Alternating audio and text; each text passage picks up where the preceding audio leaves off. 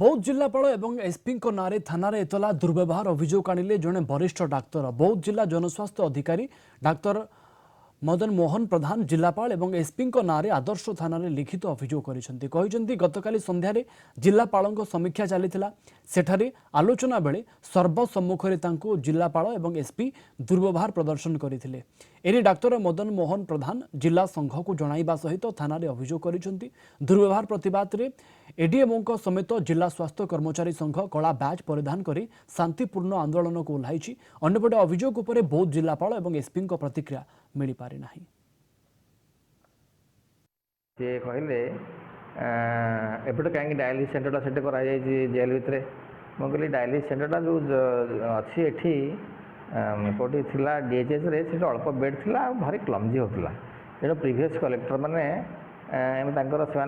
से dialysis centre करने से देखिले और आमको सांक्शन कले आम से डायलिसिस सेंटर बढ़िया भाव बर्तमान चली एक कहली यही से सांगे सांगे ठिया पड़े माने चौकी ठिया पड़े विरक्त हो गेट आउट फ्रॉम हियर जैन you do not know how to talk to collector मैंने कहले सार विरक्त है आप चली जाते मुझे चली चली आसूसी काले सीडीएम को आउ कौन कहे बोली मुझे पछू टे पुणी अनेली पछू गला पुणी कह गेट आउट मत दुख लगा मुझे आउ टे आपको आसी एसपी को पार्टिसिपेट छाड़ू पुलिस अफिसर से कहते पुलिस स्टाफ को कहते निकाल दो इसको यार गोटे से गोटे डायनामिक समाधान चाहते माने शीघ्र एवं तार गोटे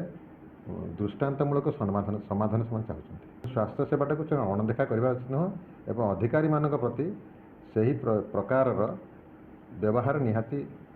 उचित।